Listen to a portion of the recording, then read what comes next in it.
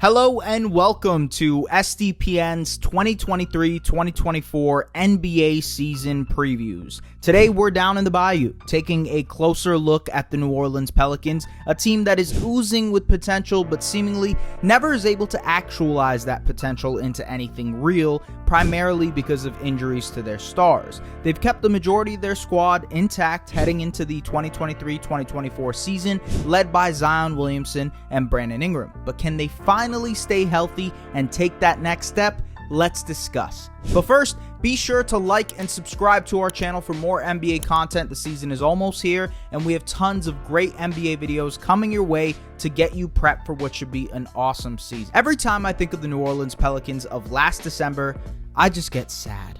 On New Year's Eve 2022, everything was peachy for the Pelicans. Zion Williamson was healthy and dominating, putting up 26 points on 60% shooting from the field. The team had leaned into their star big man as their main creator, with Ingram dealing with injuries to start the year, and they were clicking on all cylinders. On December 31st, the Pelicans were 23-13 and held the second best record in the West. And as soon as the calendar turned, so did their luck. Zion suffered a hamstring injury that would eventually shut him down for the rest of the season, and Ingram returned to the lineup but wasn't nearly as effective as he was the season prior, clearly still recovering from his injury, and the Pelicans nosedived in the standings. They lost 12 games in the month of January, including 10 straight, and barely stayed afloat the rest of the way. They still managed to carve out a winning season, finishing 42-40 on the year, but they lost in the 9-10 play-in game to the Oklahoma City Thunder. Look, I'll level with you. It's tough to be optimistic if you're a Pelicans fan, just because the injuries somehow feel inevitable. In his first 4 seasons in the league, Zion has played a total of 111 games of an available 308 regular season contests. That's just about 37%. And a lot of those injuries have been lower body ones. Knee, hamstring, complications with his foot, it's been all of the above.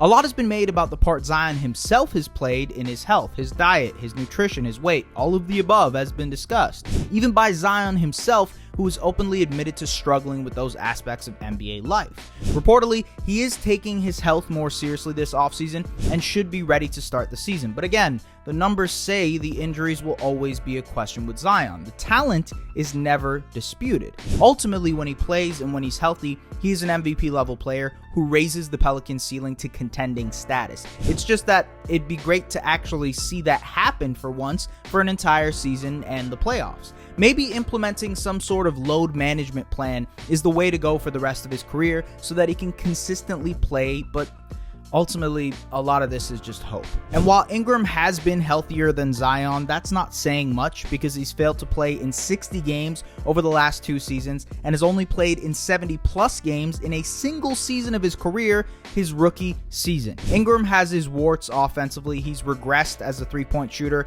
maybe primarily because the Pelicans don't emphasize that end of the basketball, but he's made sizable improvements as a playmaker and creator, and when he buys in defensively, he can be solid on that end.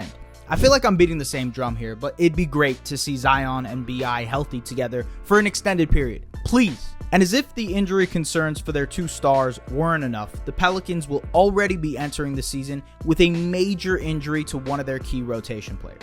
Trey Murphy suffered a torn meniscus this month and had to go through knee surgery. He's expected to miss the next 10 to 12 weeks of action and presumably won't be back until early November, potentially December. Murphy is a player that I was extremely high on heading into the season and even mentioned him as a potential candidate to start for the Pelicans and potentially be in the conversation for most improved. He took sizable leaps in his second season as a scorer, averaging nearly 15 points on 48-40-90 shooting. He is one of the most lethal shooters in the NBA already, especially off the catch, and was expanding his arsenal off the dribble as well. He is a hyper athlete who can bounce out of the gym, and hopefully the knee surgery doesn't impact that too much, although it might take some time for him to get back to his high-flying ways.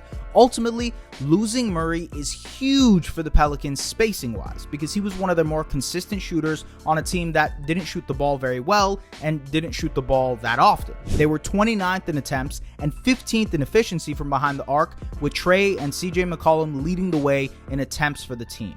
Without Murphy, the Pelicans offense won't have that same release valve, and it's going to make it even harder on Zion and Ingram to operate and create for themselves. Teams can start to pack the paint, and it's just not going to be easy going. But again, it's not that lengthy of a recovery time, and if there are no complications, Murphy should be back and healthy this season for the Pelicans, although in New Orleans, that's never a given. That being said, I think Murphy can still make some massive strides this season once he's back, and I think long-term, he should be a starter alongside Zion, Ingram, Jonas Valanciunas, and McCollum. And it's not just Murphy, who's a young, intriguing prospect on the Pelicans. New Orleans inked Herb Jones to a 4-year, $54 million extension, a fair price for their young defensive stopper.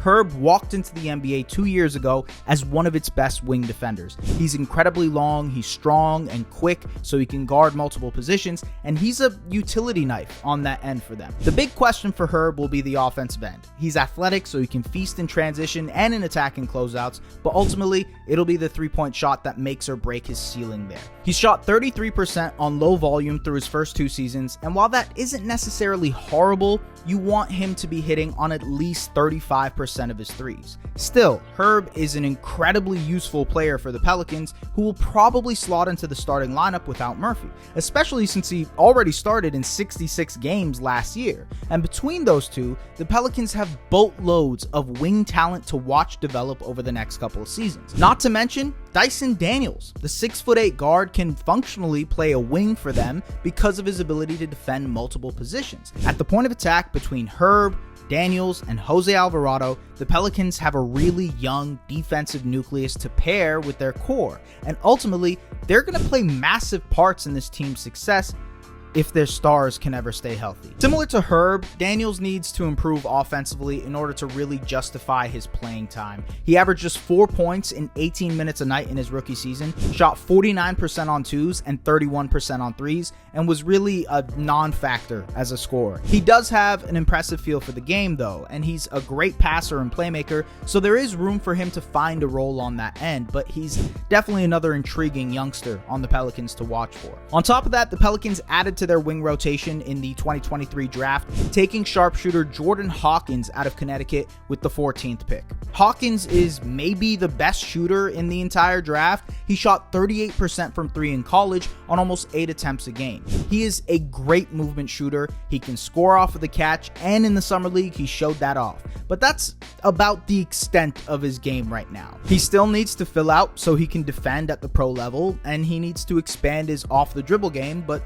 especially with the Pelicans' struggles in the shooting department and Herb and Daniels being non-shooters, there's a real chance for Hawkins to maybe crack the rotation this season to provide some extra floor spacing. As far as their offseason additions goes, the Pelicans also added big man Cody Zeller to the mix to shore up their front court. Zeller played some big minutes for Miami last season during the NBA playoffs, and behind Valanciunas and Larry Nance Jr., he can provide some insurance for them as a third-string big. Ultimately, and as simplistic as it is to say, none of this matters if Zion and Ingram aren't healthy. It's just that clear cut. This team will continue to toy with the play-in game and lower seed playoff games until those guys can consistently stay on the floor. Genuinely, nothing else matters as much as that for New Orleans next season and for the future of this core. The Pelicans are projected at 43.5 wins next season, and given the fact that they won 42 games with Ingram missing half the season and Zion only playing in 29 games, there's a real path for them to win way more. At full strength, this can very easily be a 50-win team, and they've shown that, at least last year, that not even at full strength, they can be an above 500 team.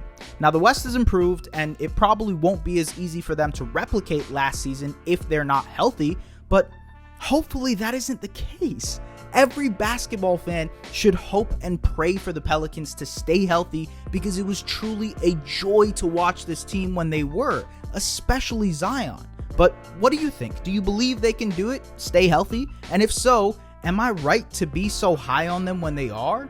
Let us know in the comments, and as always, Don't forget to like and subscribe to our channel. We'll see you guys next time.